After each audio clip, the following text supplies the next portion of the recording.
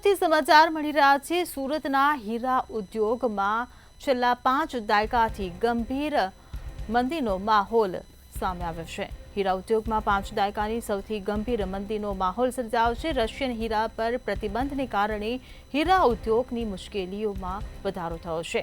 Russian હીરા પર G7 પ્રતિબંધોને કારણે rough હીરાની આયાતમાં ઘટાડો થયો છે। રફ હીરાની આયાતમાં 35% ઘટાડો નોંધાયો છે।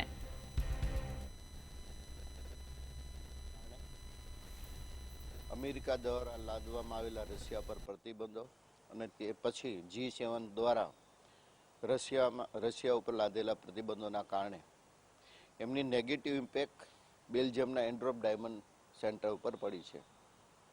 માટે એન્ટ્રોપ ડાયમંડ સેન્ટરે ડિમાન્ડ કરી છે કે 5 દાયકાની અંદર સૌથી વધારે ખરાબ પરિસ્થિતિ ડાયમંડ ટ્રેડિંગની અંદર એન્ટ્રોપની અંદર છે અને એની પાછળનું જો કોઈ મુખ્ય કારણ હોય તો G7 દેશે જે પ્રતિબંધો કરેલા છે રશિયા ઉપર એના કારણે આજે 35% જેવી રફ જ્યારે રશિયામાંથી બેલ્જિયમની માર્કેટમાં વેચાવા આવતી હોય અને આ પ્રતિબંધના કારણે એ માલ આવતો બંધ થઈ ગયો।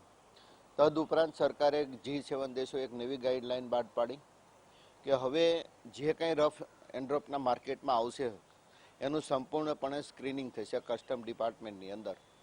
હવે એક એક રફનું સ્ક્રીનિંગ કરવું કે આ કયા કન્ટ્રીનો માલ છે, કઈ માઇનિંગનો માલ છે, એના કારણે ડાયમંડના પાર્સલો છૂટવામાં પણ ખૂબ મોટો અત્યારે ટાઈમ લાગે છે, વિલંબ થાય છે।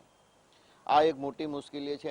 એના કારણે એન્ટ્રોપ ડાયમંડ વર્લ્ડ સેન્ટરે સરકાર આગળ વિનંતી કરી છે કે આ પ્રક્રિયાને સરળ કરવા માટે વિદેશના નિષ્ણાતોને તાત્કાલિક વિઝા મળે એની માટેની ફેસિલિટી ઊભી કરે જેથી કરીને આ પ્રોસેસ સ્પીડમાં કરી શકાય અને સાથે સાથે બેંકોના ફાઇનાન્સની પણ જો થોડીક છૂટછાટ આપે તો ફરી આ એન્ટ્રોપ ડાયમંડ સેન્ટર ધમધમતું થાય અને આના કારણે જે